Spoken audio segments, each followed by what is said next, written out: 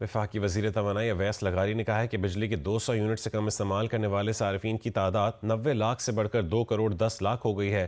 امیر لوگ solar system لگا کر 200 یونٹ سے کم کی فہرست میں آ جاتے ہیں۔ اتنے بڑے طبقے کو بجلی کی قیمت میں 70% ڈسکاؤنٹ دینا ریاست کے بس کی بات نہیں ہے۔ وہ پروگرام نیا پاکستان میں گفتگو کر رہے تھے۔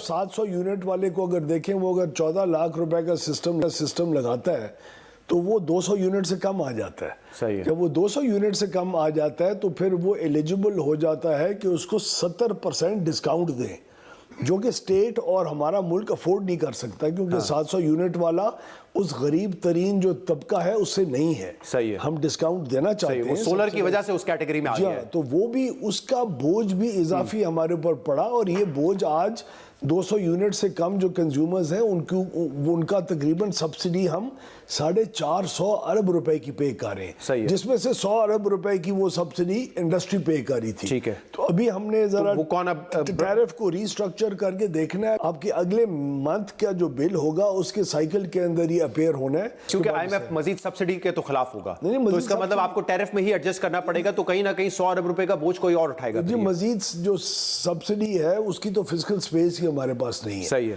لیکن ہم ریشنلائز ضرور کریں گے، جو بہت زیادہ کم قیمت پے کر رہے ہیں جو بھی ہے، مطلب پھر اس کا تو پھر بوجھ مجھے لگتا ہے یا لائف لائن کنزیومر پر آئے گا، یا جو 200 یونٹ سے کم استعمال کرتے ہیں ان پر آئے گا۔ نہیں، اس کے اور طریقے بھی ہیں کہ آپ جو بجلی کا ریٹ ہے پر یونٹ اس کو چینج کیے بغیر، کیونکہ آپ کے ٹیرف کا سب سے بڑا حصہ ہے فکسڈ چارجز، ٹھیک ہے، جو کیپیسٹی چارج ہے، لیکن ہمارے ٹیرف کے اندر کیپیسٹی چارج کا جو فکسڈ اماؤنٹ ہے وہ کل صرف تقریباً 6 سے 7% ہے، جو پچھلی دفعہ 3% تھا۔